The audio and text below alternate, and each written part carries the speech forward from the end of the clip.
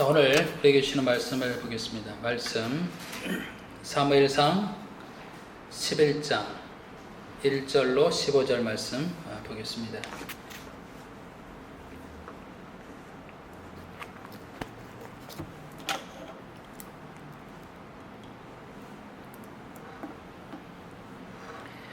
사무엘상 11장 1절로 15절 말씀을 제가 한 절 여러분 한 절 말씀을 교독하겠습니다.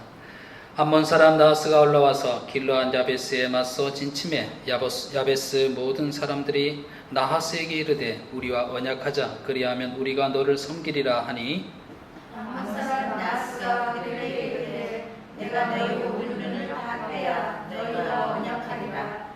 내가 온 이스라엘을 이같이 모욕하리라. 야베스 장로들이 그에게 이르되 우리에게 이레 동안 말미를 주어 우리가 이스라엘 온 지역에 전령들을 보내게 하라. 만일 우리를 구원할 자가 없으면 내게 나아가리라 하니라.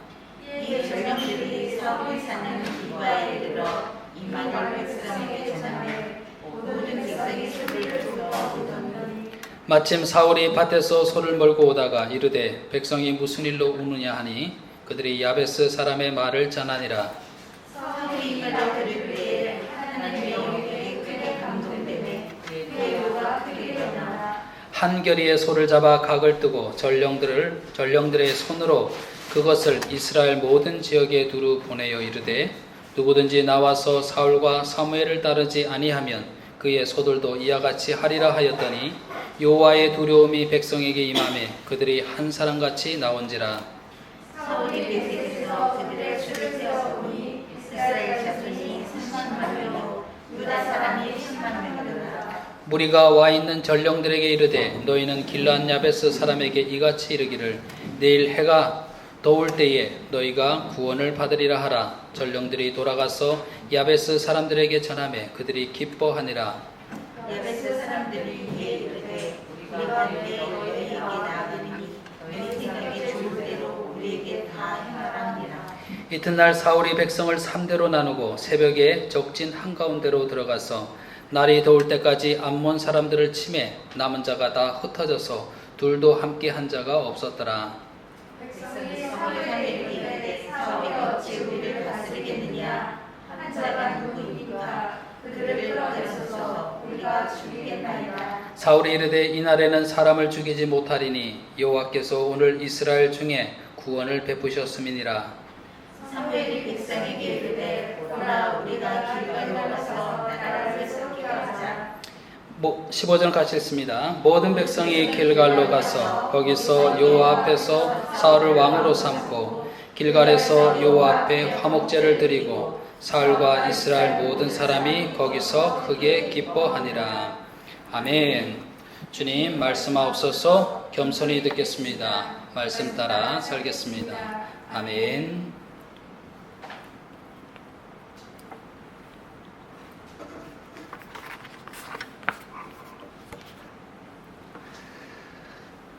사무엘이 하나님의 지시에 따라서 사울의 머리에 기름을 부었습니다. 머리에 기름을 부었다라고 하는 것은 왕의 직책을 맡긴다는 것이죠. 이후에 사무엘은 백성들을 다 미스바에 모이게 했습니다. 이제는 공적으로 이스라엘 왕을 뽑는 형식을 취하게 됩니다. 모든 사람들이 보는 가운데서 제비를 뽑게 됐죠. 이 제비에 뽑히는 사람을 왕으로 세운다라고 하고 제비를 뽑게 됩니다. 구약에 보게 되면 제비 뽑기가 하나님의 뜻을 전하는 또 계시의 한편으로 사용된 것을 보게 됩니다. 제비 뽑기를 하는 이유는 분명하죠. 제비를 뽑는 가운데 하나님의 뜻과 섭리가 개입되어 있다라고 믿기 때문에 그렇습니다. 알다시피 예수님의 제자 12명 중에서 가룟 유다가 예수님을 배반하고 또 자살하여 죽고 난 이후에 가룟 유다 자리를 대신할 사람을 선정하게 될 때 어떤 방법을 사용했습니까? 제비를 뽑게 됩니다. 그래서 마띠아가 가룟 유다를 대신할 제자로 뽑히게 됐죠. 그럼 우리가 이렇게 질문할 수 있죠. 그럼 지금도 우리가 다 제비 뽑으면 되지 않을까요? 이렇게 생각할 수 있지만은 그냥 문자 그대로의 어떤 형식에 우리가 주목하기보다는 그들의 마음을 보아야 됩니다. 제비를 뽑을 사람들의 마음을 봐야 됩니다. 그것은 하나님의 인도하심에, 하나님을 전적으로 신뢰하는 그 마음의 중심에 두어야 됩니다. 시대에 따라서 방법은 달라진다 할지라도 하나님을 신뢰하는 마음이 그 기반에, 그 기저에 있어야 된다라고 하는 것이죠. 모든 지파를 가까이 나오게 합니다. 제비를 뽑았습니다. 어떤 지파가 뽑히게 됩니까? 베냐민 지파가 뽑히게 됩니다. 베냐민 지파 중에서 여러 가족들이 있을 것 아니에요? 여러 가족별로 나오게 하고 제비를 뽑았더니 마드리 가족이 뽑히게 됩니다. 마드리 가족 가운데서도 기스의 아들 사울이 뽑히게 됩니다. 하나님이 사무엘에게 얘기했던 대로 그대로 이루어진 것을 보게 됩니다. 제비 뽑는 그 과정을 통해서도 하나님의 간섭과 인도가 있었음을 알게 됩니다. 사울이 왕으로 뽑혔어요. 이제 주인공이 나와야 될 것 아니에요. 그런데 주인공이 보이지 않습니다. 사울이 어디 갔는지 사람들이 아무리 둘러봐도 사울이 보이지 않습니다. 그때 하나님께서 말씀하십니다. 그가 짐 보따리들 사이에 숨었느니라. 숨어 있었던 거죠. 하나님의 눈을 피해갈 수가 없었습니다. 그는 마지막 순간까지 스스로 나서지 못하는 그런 소심한 모습을 보이고 있습니다. 그러나 하나님께서 그를 전면에 세우시고 계십니다. 그런 생각을 해보게 됩니다. 우리는 나는 할 수 없어라고 하는 그런 감정을 가질 때가 있잖아요. 나 같은 것이 이런 감정을 가질 때가 있죠. 그러나 이런 감정에 관계없이 하나님께서 우리를 전면에 내세울 때가 있어요. 제가 아시는 어떤 목사님도 자기는 나서서 이렇게 설교할 그런 성격도 못하고 어려서부터 늘 소심해서 서기만 하면 긴장이 되고 말 한마디 제대로 못할 사람인데 그냥 이렇게 말씀을 전하는 사람이 되게 됐다고 이렇게 얘기를 하시더라고요. 하나님께서 내 감정과는 상관없이 나를 전면에 세우실 때가 있죠. 마음속에서는 피하고 싶고 잘할 수 있을까라는 두려움이 있을 수 있습니다. 그러나 지난주 우리가 말씀을 통해서 나눴듯이 하나님께서 서게 하셨을 때는 그 일을 감당할 힘을 주신다라고 하는 믿음으로 나를 드리는 겁니다. 세우신 분이 하나님이시 하나님께서 나를 인도할 것이다 라는 믿음으로 나아가는 거죠. 모세를 보게 되면 40세까지 공주의 아들로서 왕궁에서 자랐잖아요. 최고의 학문을 이겼던 사람 아닙니까? 리더십도 가졌을 것입니다. 누가 보더라도 모세를 생각하게 되면 정말 멋진 건장한 청년이었을 것입니다. 그런데 이후에 자기의 동족을 괴롭히는 애국 군사를 쳐서 죽인 이후에 그것을 또 고발하는 자신의 백성들이, 히브리 백성들이 자기를 고발하는 모습을 보고 도망치게 되죠. 미디안 강으로 도망치게 되죠. 자신감을 완전히 상실해 버렸습니다. 이후에 80세가 되어서 하나님께서 그를 부르시게 되잖아요. 부르시게 될 때도 그는 저는 입술이 둔한 자입니다. 저는 할 수 없습니다. 라고 그렇게 이야기를 했습니다. 그런 그를 하나님께서는 독려하시고 그를 전면에 세우시게 됩니다. 백성들을 인도해서 광야를 통과해서 가나안 땅 가게 될 때에 많은 위기들이 있었죠. 우리가 말씀을 통해서도 보잖아요. 백성들이 그 광야에서 얼마나 불평하고 또 반역을 일으키고 그런 많은 위기들이 있었죠. 그때 모세는 어떻게 하게 됩니까? 모세가 한 일은 단 하나입니다. 하나님이 이를 어떻게 해야 됩니까? 어떻게 하면 좋겠습니까? 하나님께 계속 묻습니다. 하나님 올라가리까 말리까? 하나님 어떻게 하리까? 계속해서 묻는 것을 보게 됩니다. 하나님께서 나를 전면에 세우시고 하나님의 일을 감당하게 하셨을 때 할 수 있는 일은 단 하나입니다. 그것은 계속해서 묻는 일입니다. 계속해서 묻게 될 때 하나님 말씀을 통해서 깨닫게 하시고 계속해서 우리가 기도하게 될 때 하나님께서 내게 감동하시고 확신을 주시고 담대하게 주셔서 그 일을 하게 하시는 것입니다. 사무엘이 백성들 앞에 선포하게 되죠. 이제 제비를 뽑기로 뽑힌 이 사울이 우리들의 왕입니다 라고 선포하게 되죠. 선포하고 난 다음에 그 다음에 어떻게 됩니까? 그냥 백성들은 다 집으로 돌아가는 거예요.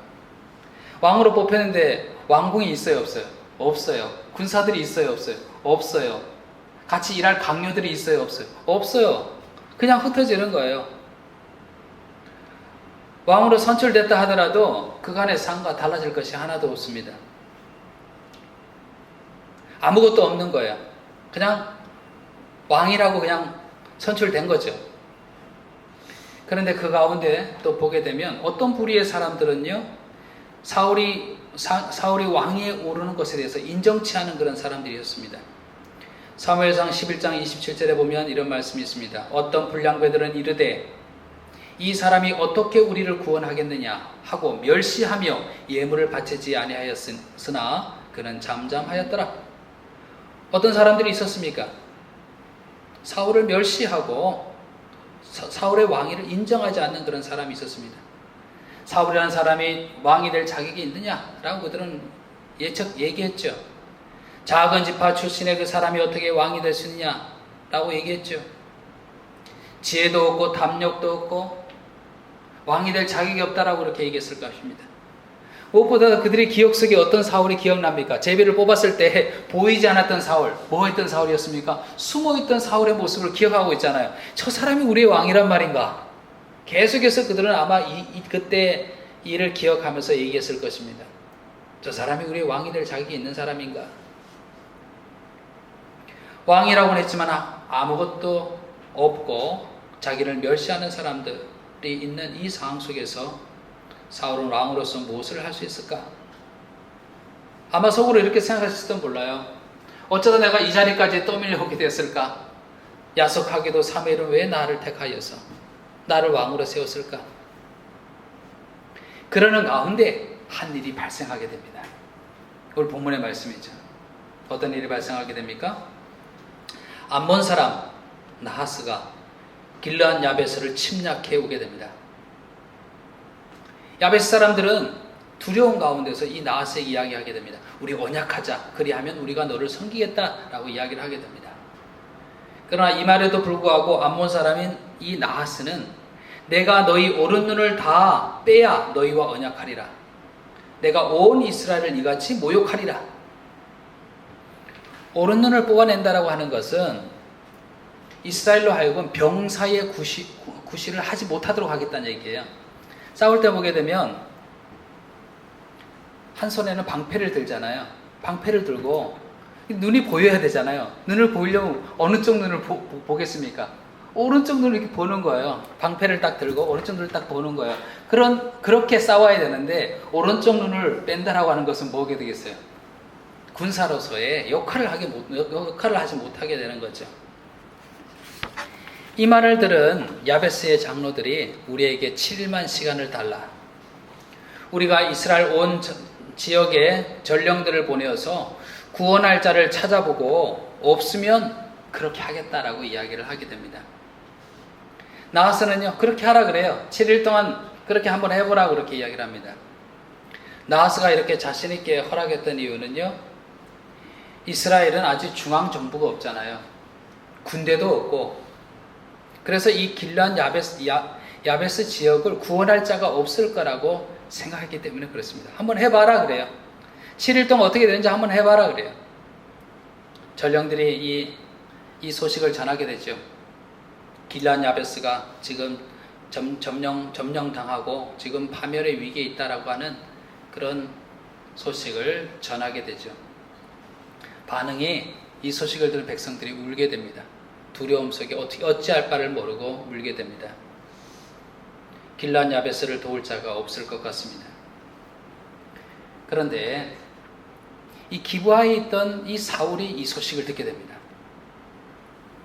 이 소식을 듣고 이 위기 앞에서 모든 백성들이 울고 있을 때에 이 사울이 이 소식을 듣고 어떤 일이 생기게 됩니까? 말씀을 보게 되면 6절에 사울이 이 말을 들을 때에 하나님의 영이 크게 감동되며 그의 노가 크게 일어나. 사울이 말을 들을 때 어떤 일이 벌어지게 됩니까? 하나님의 영에 크게 감동되며 라고 되어 있습니다. 무엇에 크게 감동됩니까? 성령에 크게 감동됩니다. 구약에서 나타난 성령의 역사가 있죠? 그 성령에 크게 감동됩니다. 성령의 감동 속에서 사울의 마음속에 의분이 일어나게 됩니다. 그리고 어떻게 해야 될지에 대한 지혜가 생기게 됩니다. 소를 잡게 됩니다. 그것을 조각을 내어서 각 이스라엘 지역으로 보내게 됩니다. 각 이스라엘 지역으로 이것을 보내면서 이야기하기를 누구든지 나와서 사울과 사무엘을 따르지 아니하면 그의 소들도 이와 같이 하리라 라고 전하게 됩니다. 군사들을 소집하게 되는 거죠. 나와 한마음 한뜻으로 우리들이 힘을 합하여 저들을 몰아내자 라고 군사들을 소집하게 된 거죠. 여러분, 사울의 지금의 모습이 좀 생소하지 않습니까? 생소하잖아요.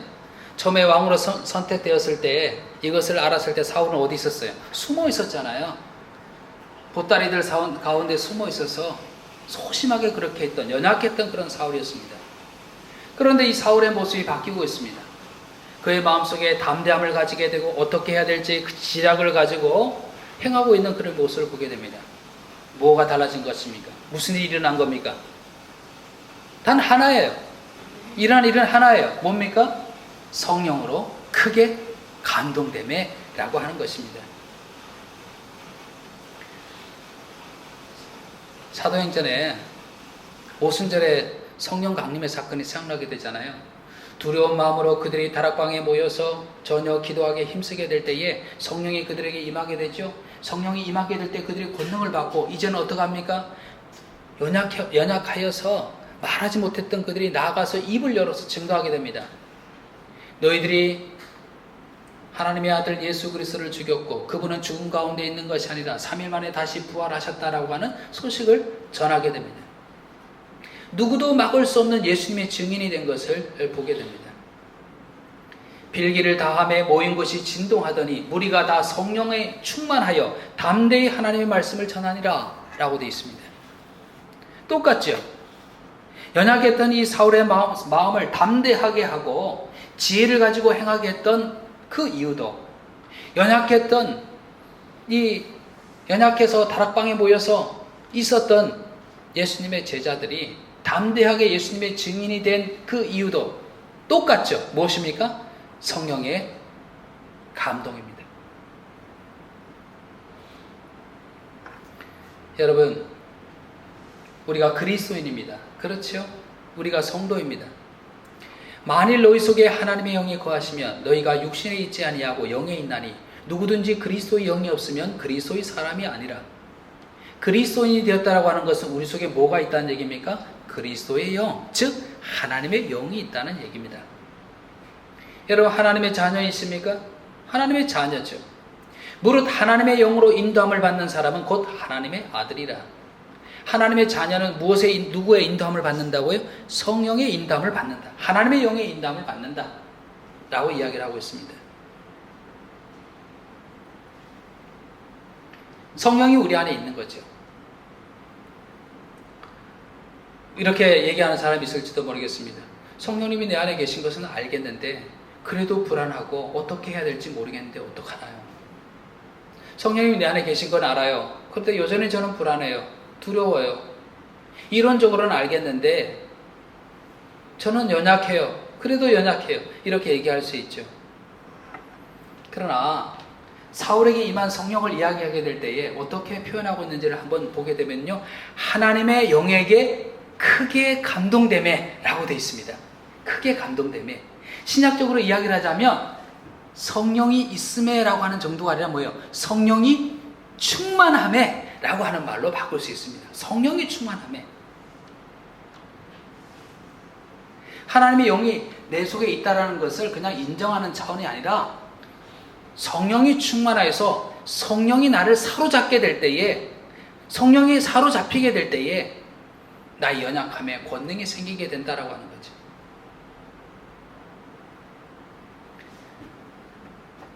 스데반 집사님이 복음을 전하다가 돌에 맞아 순교했잖아요. 순교하는 가운데도 그의 얼굴은 환하게 빛났습니다. 전혀 무서워하지 아니하고 담대하게 복음을 전했습니다. 이 스데반 집사님의 모습에 대해서 성경은 뭐라고 이야기하고 있습니까? 스데반이 성령 충만하여 하늘 우러러 주목하여 하나님의 영광과 및 예수께서 하나님 우편에 서신 것을 보고, 스데반의 지금의 상태는 어떤 상태였습니까? 성령 충만하여, 성령 충만하게 될 때에 담대하게 복음을 전하고 죽음을 두려워하지 않게 된 것입니다. 사도행전에서 복음을 전하는 제자들의 모습에 대해서도 이렇게 이야기합니다. 제자들은 기쁨과 성령이 충만하니라. 무엇과 무엇이 충만하니라요? 기쁨과 성령이 충만하니라. 이게 제자들의 모습이었습니다. 여러분, 구약에 사울에게 임하였던 성령이 하나님의 여기에 크게 임하심에, 또 사도행전에 예수님의 제자들이 성령에 충만했던 것처럼 우리 마음속에 정말 우리도 성령에 사로잡히기를 원하십니까? 성령에 충만하기를 원하십니까? 내 안에 계신 성령님을 그냥 인정하는 차원이 아니라 성령에 충만하기를 원하십니까? 사로잡히기를 원하십니까? 물론 우리를 사로잡는 분은 성령님이 우리를 사로잡습니다. 하지만 우리가 할 수 있는 영역이 있습니다. 그것은요, 말씀에서 이야기한 것처럼 성령의 충만을 구하는 것입니다. 구약의 선지자 엘리야가 있잖아요. 그 제자 누굽니까? 엘리사잖아요. 엘리야가 하늘에 오를 때가 됐죠. 엘리사에게 이야기합니다. 내가 데려감을 당하기 전에 내가 너에게 어떻게 해야 할지를 구해봐라 라고 이야기합니다. 그때 엘리사가 뭘 구했는지 아십니까? 당신의 성령이 하시는 역사가 갑절이나 내게 있게 하소서 라고 구하게 됩니다. 그렇죠? 지금으로 이야기하면 성령의 충만의 역사를 구하게 됩니다. 복음서도 이야기하잖아요. 너희가 악할지라도 좋은 것을 자식에게 줄 알거든 하물며 너희 하늘 아버지께서 구하는 자에게 성령을 주시지 않겠느냐. 성령에 사로잡히기를 원하십니까? 연약했던 사울이 그의 마음속에 담대함을 가지고 지혜를 가지고 행했던 것처럼 연약했던 예수님의 제자들이 그들이 담대하게 입을 열어 복음을 증언하고 예수님을 증거했던 그런 삶을 살았듯이 성령에 충만하기를 원하십니까? 사로잡히기를 원하십니까? 그렇다면 가장 좋은 것을 구해야 되죠. 그것은 성령의 충만을 구하는 것입니다.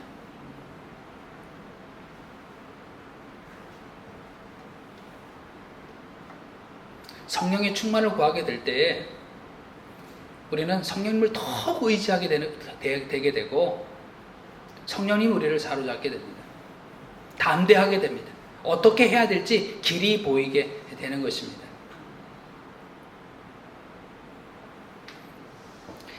사울을 성령 충만함으로 이렇게 담대하게 이끌었던 것처럼 백성들도요, 이스라엘 백성들도 사울이 전한 이 소식, 이 전령들의 소식을 듣고 어떻게 반응하게 됩니까?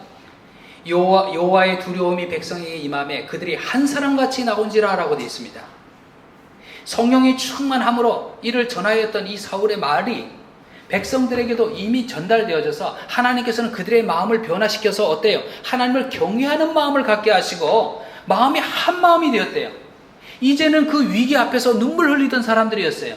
그런데 성령 충만한 이 사울의 말을 듣고 또 이미 하나님께서는 그들의 마음을 변화시키셔서 한 마음이 되게 하셨대요.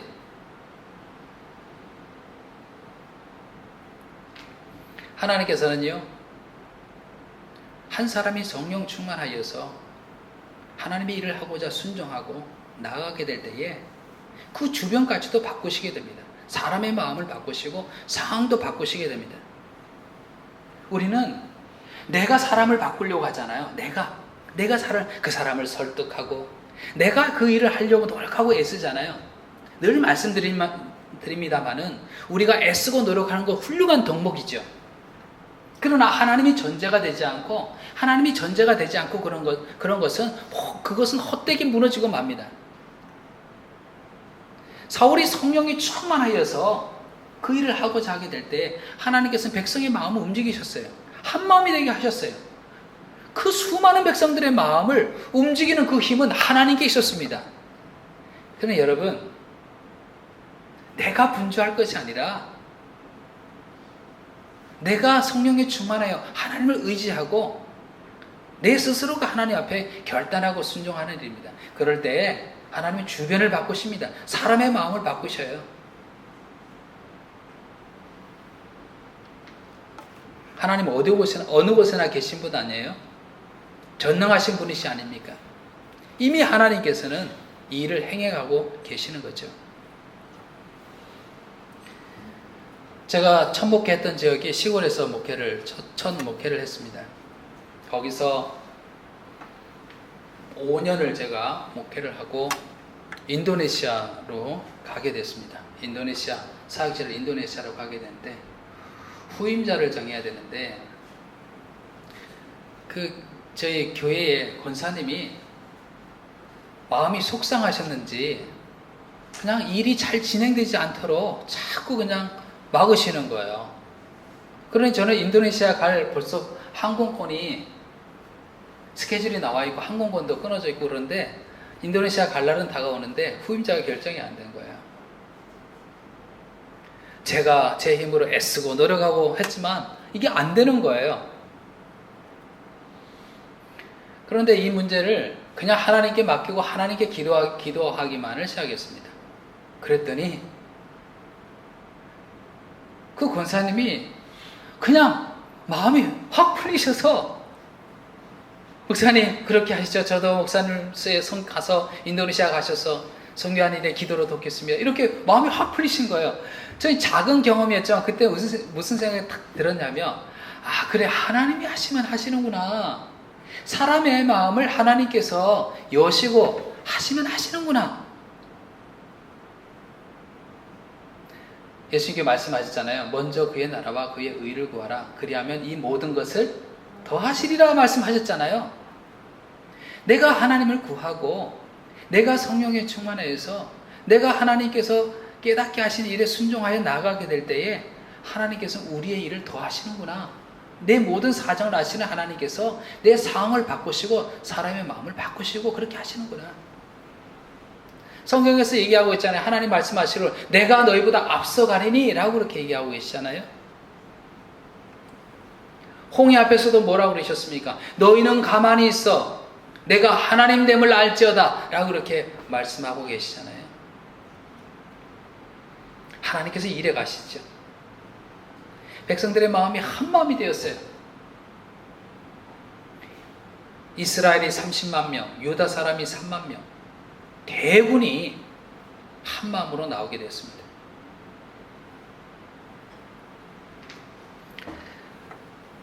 한국에서 사역할 때 중고등부 연합수련회를 할 때가 있었어요. 여러 교회들이 모여서 중고등부들이 모여서 연합으로 수련회를 하는데 여름 수련회를 하는데 큰일이 발생했습니다. 장소 섭외가 다 된 걸로 생각했는데 장소 섭외가 안 된 거였어요. 그쪽은 전혀 모르는 거였어요. 깜짝 놀라게 되잖아요. 그거 어디로 가요? 연합수련회 하는데 어디로 가겠어요? 그래서 찾고 찾은 데가 어디냐면 폐교된 학교 강당 있잖아요. 폐교된 학교 강당. 거기에 가게 됐어요. 진짜 놀랄 일이죠. 어떻게 일이 어떻게 이렇게 되는지 모르겠어요. 그럴 때 이제 찬양팀이 악기를 설치하고 찬양들이 나오고 또 주변에 막 좀 지저분한 것들 막 치우면서 그 강당에서 찬양을 시작하는데요. 찬양을 시작하는데 모든 사람의 마음에 어떤 마음이 드냐면 하나님을 찬양하고 싶은 그런 열망이 가득한 거예요. 가득한 거예요.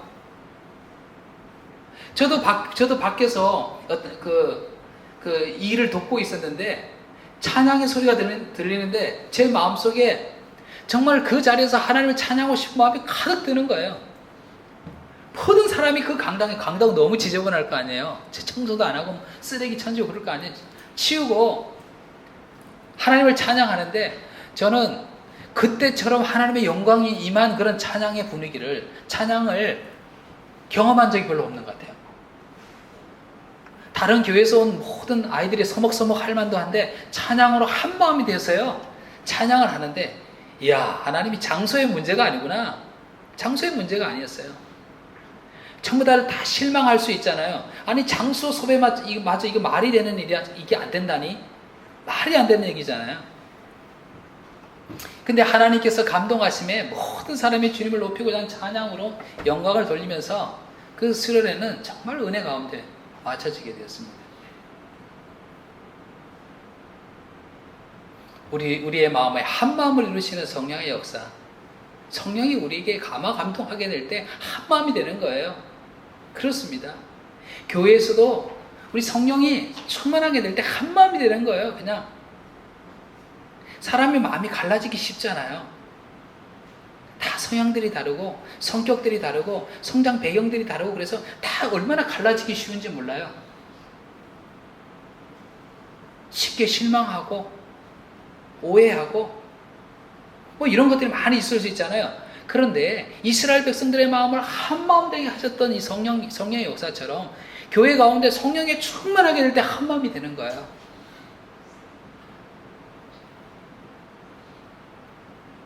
감동하심으로 그 많은 대군들이 나오게 된 거죠. 그 백성들이 죽음을 각오하고 나오게 되는 거죠. 사울은요 길르앗 야베스 사람들에게 전령을 보내서 소식을 전하게 됩니다. 이 기쁜 소식을 전하게 됩니다. 그 기쁜 소식을 들었던 길르앗 야베스 사람들이 얼마나 기뻐했습니까? 마음의 기쁨으로 가득했습니다. 구원의 소식을 전한 것 아니에요. 그런 것처럼 생각하게 됩니다. 우리 그리스도인들은 어떤 사람인가 생각해보게 되면 기쁜 소식을 전하는 겁니다. 구원의 소식을 전하는 사람이라는 것을 보게 됩니다. 이사야 52장 7절에 이야기하고 있습니다. 좋은 소식을 전하며 평화를 공포하며 복된 좋은 소식을 가져오며 구원을 공포하며 시온을 향하여 이르기를 내 하나님이 통치하신다 하는 자의 산을 넘는 발이 어찌 그리 아름다운가. 이 복된 소식을 전하는 발이 얼마나 아름다운가. 이 발을 가지고 있는 자가 누구입니까? 바로 우리 그리스도인입니다. 우리가 이 구원의 소식, 복된 소식을 전하는 거죠. 많은 사람이 코로나 속에서 두려워하고 불안함이 언제 끝날까? 그런 가운데서 우리 그리스도인들은 어떤 사람입니까? 하나님께서 역사를 주관하고 계신 하나님께서 이를 통해서 선을 이루어 가실까요? 하나님은 살아계셔. 하나님은 우리를 온전케 하고 회복케 하고 치료하실 거야 라고 하는 소식을 전하는 자가 바로 그리스도인인 것이죠.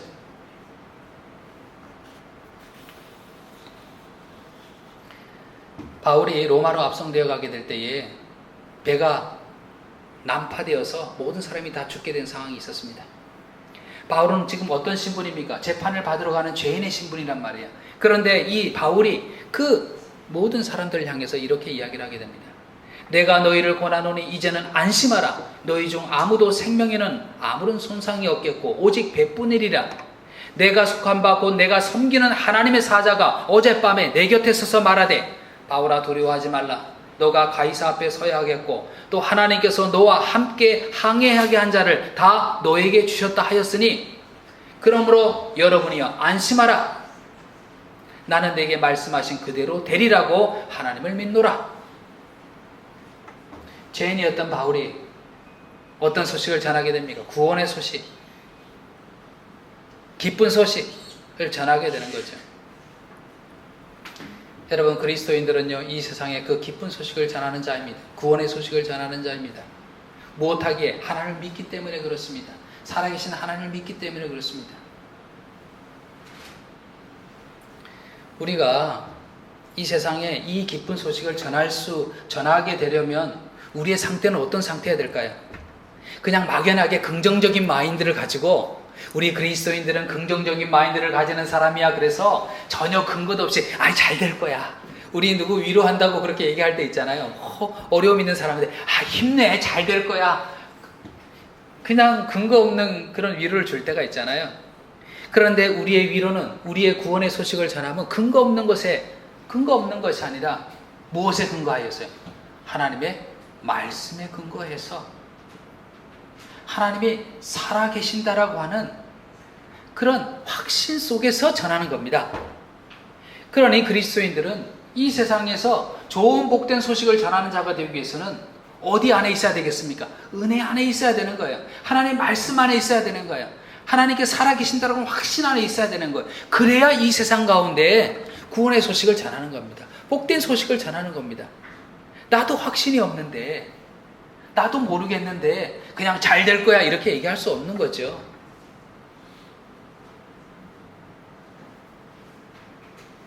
지속적인 하나님과의 관계 속에서 하나님이 살아계신 믿을 때, 선을 행해 가신 하나님 믿게 될 때에, 말씀을 통해서 내가 분명히 매일매일 깨닫게 될 때에, 하나님의 행하심을 깨닫게 될 때에 우리는 그들에게 무슨 소식을?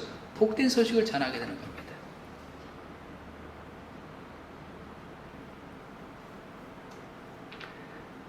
사울로부터 구원의 기쁜 소식을 들은 야베스 사람들은요, 야베스 사람들이 이에 이르되 우리가 내일 너희에게 나아가리니 너희 생각에 좋을 대로 우리에게 다 행하라 하니라 하려 했습니다. 들려진 말에 전적으로 신뢰하고 순종하겠다라고 하는 그런 고백을 하게 된 것입니다. 우리도 깨닫는 하나님의 말씀에 제가 그 말씀을 들었사오니 제가 그렇게 행하겠습니다. 그 말씀을 신뢰하고 그렇게 행하겠습니다. 고백하는 것이 믿음이죠.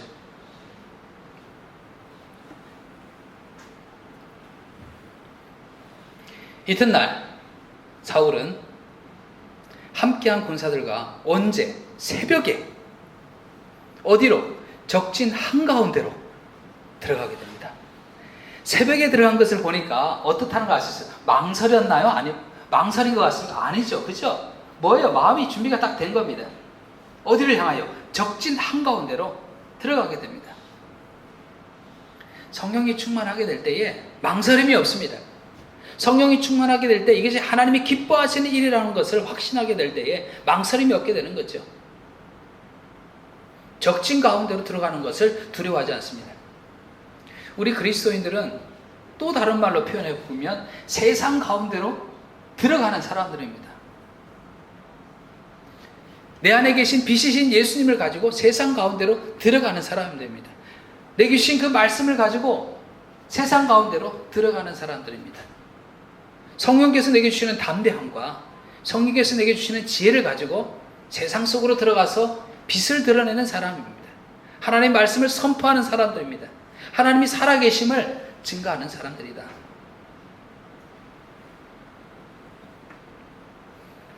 어떻게 됐습니까? 결과가 어떻게 됐습니까? 뻔하죠. 암몬 군사들을 다 물리치게 됩니다. 그들을 다 내몰게 되는 거죠. 사울을 통해서 길르앗 야베스가 구원을 받게 되었습니다. 이스라엘 백성들 가운데 사람들이 이야기하게 됩니다. 사울을 왕으로 세운 일에 반대했던 사람들이 누구야? 라고 얘기를 하게 됩니다. 누가 그때 사울을 멸시하면서 그런 말을 했어. 우리들이 다 죽여버리겠습니다. 그 사람들 이야기하게 됩니다. 사울이 어떻게 된 겁니까? 사울의 권위가, 왕으로서의 권위가, 그 리더십이 정점에 오르게 된 거죠. 당신을 멸시했던 모든 사람들을 죽이겠습니다. 라고 하는 백성들에게 사울은 뭐라고 이야기하냐면, 사울이 이르되 이날에는 사람을 죽이지 못하리니 여호와께서 오늘 이스라엘 중에 구원을 베푸셨음이니라. 어떤 면모까지 보이게 됩니까? 자비로운 면모까지 보이게 됩니다. 그러니 사울을 통해서 사울을 통해서 정말 왕의 왕다운 면모를 다 본 것입니다. 성령의 충만함으로 담대했죠. 성령이 주시는 지략을 가지고 지혜를 가지고 담대하게 행했죠. 또 자비로운 또 왕의 모습을 또한 보이잖아요. 이제는 사울을 실제적인 자신의 왕으로 받아들이게 됩니다. 사울 앞에, 사울의 그 왕의 권위 앞에 다 무릎을 꿇게 된 거죠. 이런 분위기 속에서 선지자 사무엘이 이야기하게 됩니다. 사무엘이 백성에게 이르되 오라 우리가 길갈로 가서 나라를 새롭게 하자 라고 이야기하고요. 또 15절에 모든 백성이 길갈로 가서 거기서 여호와 앞에서 사울을 왕으로 삼고 길갈에서 여호와 앞에 화목제를 드리고 사울과 이스라엘 모든 사람이 거기서 크게 기뻐하니라. 이전에도 사울이 왕이긴 했죠. 그러나 그의 자질을 인정하지 못했습니다. 그의 왕권을 의심하는 자들이 있었죠. 심지어 그를 멸시하는 자들까지 있었습니다. 그러나 이 암몬과의 전쟁을 통하여서 이 전쟁을 승리로 이끌음을 통하여서 사울은 이스라엘 백성들 앞에서 공식적인 대관식을 치를 수 있었습니다. 이스라엘의 12지파 모든 지파가 중앙정부 하에 하나된 그런 국가로 연합시킬 수가 있었습니다.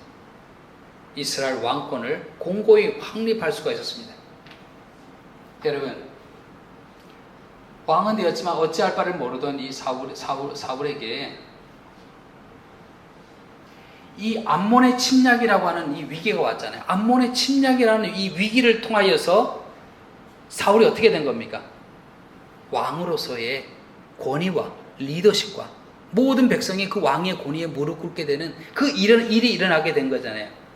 그 위기를 통과해 나갔을 때 하나님 어떤 분이십니까? 이스라엘의 위기를 선하게 사용하셨습니다. 그가 택한 이 사울을 이 위기를 통하여서 높이시고 계시고 그 일을 감당할 수 있게 하시는 것을 보게 됩니다.